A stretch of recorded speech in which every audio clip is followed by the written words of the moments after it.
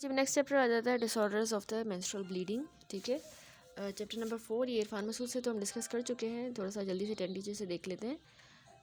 इसमें जो भी सिम्टम्स और इटियोलॉजी है एबनॉर्मल यूट्राइन ब्लीडिंग की वो हम समझेंगे, टर्मिनोलॉजी एबनॉर्मल यूट्राइन ब्लीडिंग की, ठीक है, abnormal etiology of the abnormal uterine bleeding.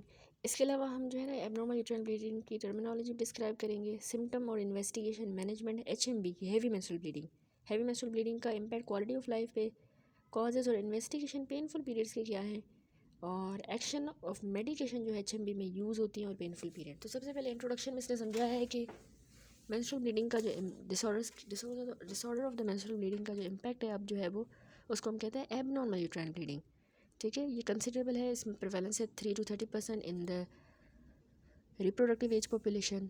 Abnormal uterine bleeding one of the most common reason है जिसकी वजह से वुमेन अपने जनरल प्रैक्टिशनर के पास आती हैं और सब्सिक्वेंटली गायनोकोलॉजिस्ट के पास, और उनको एज रिलेटेड इंक्रीज़ होता है एबनॉर्मल यूट्राइन ब्लीडिंग में at the start and end of the reproductive age life.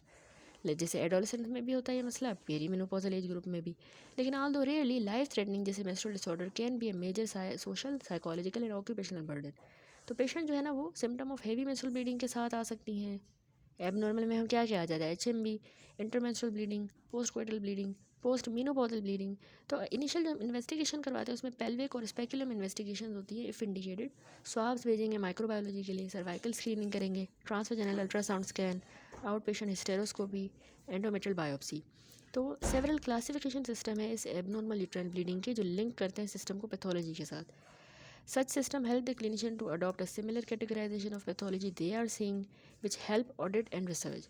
One system that is increasingly recognized is the system developed by International Federation of Gynecology and Obstetrics (FIGO), which is named after the following visually objective structural criteria: polyps, adenomyosis, leiomyoma, malignancy, and the following causes are unrelated to structural anomalies: coagulopathy, ovulatory disorder, endometrial, iatrogenic and non-classified। तो ये mnemonic जो मैं आपको बता चुकी हूँ यही है वो एबनॉर्मल यूट्राइन ब्लीडिंग का निमोनिक के पाम कॉइन।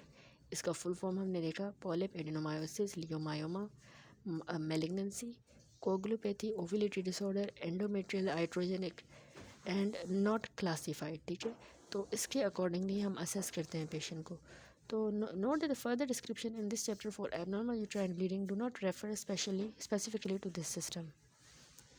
अच्छा, बॉक्स है ये 4.1, इसमें एक्सेप्टेड टर्मिनोलॉजी है common types of abnormal uterine bleeding की, हमने डिस्कस किया। HMB हम कहते हैं heavy menstrual bleeding, menstrual blood loss बहुत ज़्यादा अगर एक्सेस है वो। इंटरमेंस्ट्रुअल ब्लीडिंग जो है पीरियड्स के दरमियान ब्लीडिंग हो रही हो, ये एंडोमेट्रियल और सर्वाइकल पॉलिप्स में देखी गई है। अगर पॉलिप्स है एंडोमेट्रियल या सर्वाइकल तो उसमें इंटरमेंस्ट्रुअल ब्लीडिंग होगी।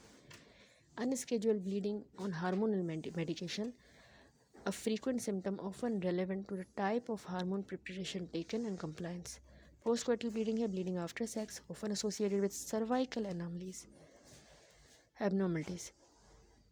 पोस्ट मीनोपॉजल ब्लीडिंग अगर 1 साल से ज़्यादा जो है हो गया है after the cessation of periods, 1 साल से ज़्यादा उसको हो गया है, पीरियड्स नहीं आते और अब जो है ब्लीडिंग अगर हो रही है तो उसको पोस्ट मीनोपॉजल ब्लीडिंग कहेंगे, और ये कॉमन कॉज बनता है एंडोमेट्रियल पैथोलॉजी का और विजाइनल एट्रोफी का, ठीक है।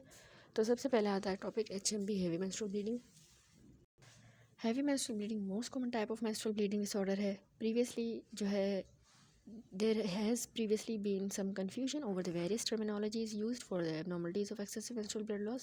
Heavy menstrual bleeding is now preferred description as it is simple and easily translatable to other languages। तो इसने जो मेनोरेजिया टर्म है उसको भी रिप्लेस कर दिया है। अब मेंस्ट्रुअल ब्लड लॉस को क्वांटिफाई करना जो है दोनों इनएक्यूरेट है, poor correlation with haemoglobin level, उससे हम नहीं कर सकते और इम्प्रैक्टिकल भी है।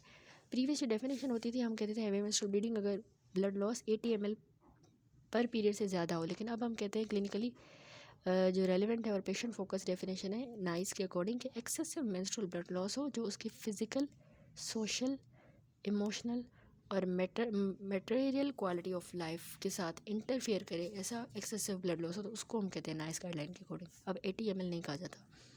हर साल यूके में 1 मिलियन वुमेन जो है 30 से 49 ईयर्स की एज की वो कंसल्ट करती हैं जनरल प्रैक्टिशनर के बाद है HMB के साथ, और उनमें 5 मिलियन जो है वर्क डेज उनको लॉस करने पड़ते हैं, ऑफिस नहीं जाना पड़ता इस बहुत ज़्यादा एक्सेसिव ब्लीडिंग की वजह से। 20 से 30% रिप्रोडक्टिव एज की होती हैं और वो HMB के साथ सफ़र करती हैं। इसकी इटियोलॉजी में कुछ कॉमन कॉजेज़ हैं। सबसे पहले वो कॉजेज़ हैं जो एसोसिएटेड होते हैं विद स्ट्रक्चरल एबनॉर्मलिटी। पाम में मैंने आपको बताया ना एंडोमेट्रियल पॉलिप, पी से पॉलिप, ये फिगर देखिए 4.1, इसमें हिस्टेरोस्कोपिक व्यू है, एंडोमेट्रियल पोलिप आपको नज़र आ रहा है, ये नॉर्मल यूट्राइन कैविटी, लेकिन यहाँ पे ये जो है ये जो है एंडोमेट्रियल पोलिप है, जबकि यहाँ पर ये नॉर्मल यूट्राइन कैविटी है। ठीक है, तो एक ये वजह है मेंस्ट्रुअल ब्लीडिंग की, पी से पोलिप, ए से एडिनोमायोसिस। 70% को एब्नॉर्मल यूट्राइन ब्लीडिंग एडिनोमायोसिस की वजह से होगी, यानी वो मायोमेट्रियम में इम्प्लांट हो गया टिशू। लियोमायोमा फाइब्रोइड्स की वजह से 30% एसोसिएटेड फाइब्रोइड्स उनमें होगा। चौथी वजह एम से एल से जो है वो लियोमायोमा, एम से जो है एंडोमेट्रियल हाइपरप्लेसिया या malignancy of the endometrium in cervix. ठीक है, मेलिग्नेंसी। अच्छा, अब वो कंडीशन जो स्ट्रक्चरल एब्नॉर्मलिटीज़ के साथ थी, जो स्ट्रक्चरल के साथ एसोसिएट नहीं है, उसमें कोगुलेशन डिसऑर्डर, जैसे अगर बच्चे को वॉन विलिब्रेंट डिजीज़ है तो उसको ज़्यादा ब्लीडिंग होगी। Ovarian disorder polycystic ovary syndrome में होगा। ई से एंडोमेट्रियल डिसफंक्शन है। ठीक है, एंडोमेट्रियल डिसफंक्शन। आई से जो है वो आइट्रोजेनिक कॉजेज़, ये डायग्नोसिस ऑफ एक्सक्लूजन है, जैसे अगर ड्रग थेरेपी पे तो नहीं है, वारफेरिन या इंट्रायूट्राइन डिवाइस। एन से है not otherwise classified, for example जैसे आर्टीरियोवीनस मेलफॉर्मेशन, थायराइड डिसफंक्शन। ठीक है, तो ये स्ट्रक्चरल एंड नॉन स्ट्रक्चरल एब्नॉर्मलिटीज़ आपने याद रखनी है, palm and coin. Other symptoms जो हैं वो पेशेंट डिस्क्राइब करता है कि वो अंडरलाइंग पैथोलॉजी को इंडिकेट कर सकती हैं। जैसे अगर आप 4.1 ये टेबल देखो, ये सिम्टम है जो फीमेल्स को हैवी मेंस्ट्रुअल ब्लीडिंग के साथ होते हैं।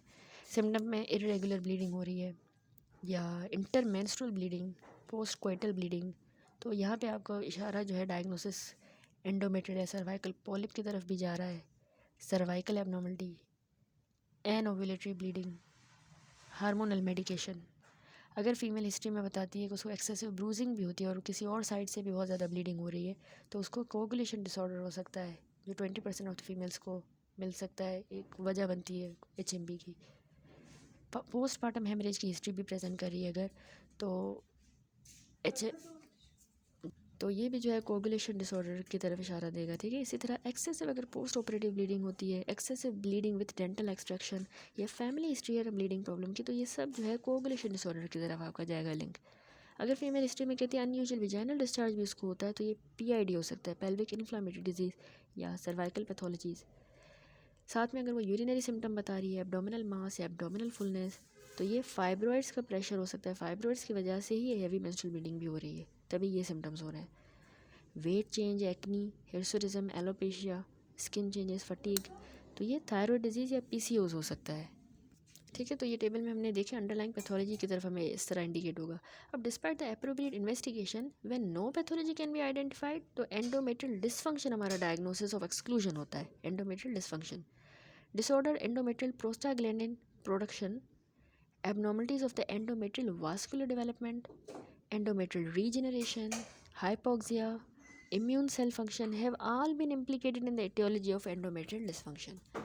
That's it. अब आए कि हम किस तरह HMB की हिस्ट्री एंड एग्जामिनेशन करेंगे।